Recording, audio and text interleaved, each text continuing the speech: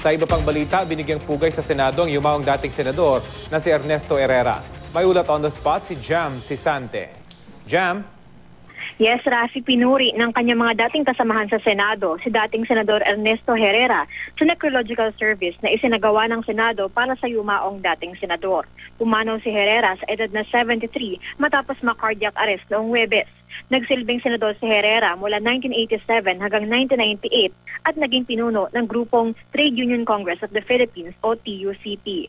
Sa kanilang mga eulogy, pinuri ni na dating Senador Gerson Alvarez, Jose Lina at Ernesto Maceda ang dating nilang kasamahan para sa dedikasyon nito sa pagsulong ng karapatan at kapakanan ng mga manggagawa.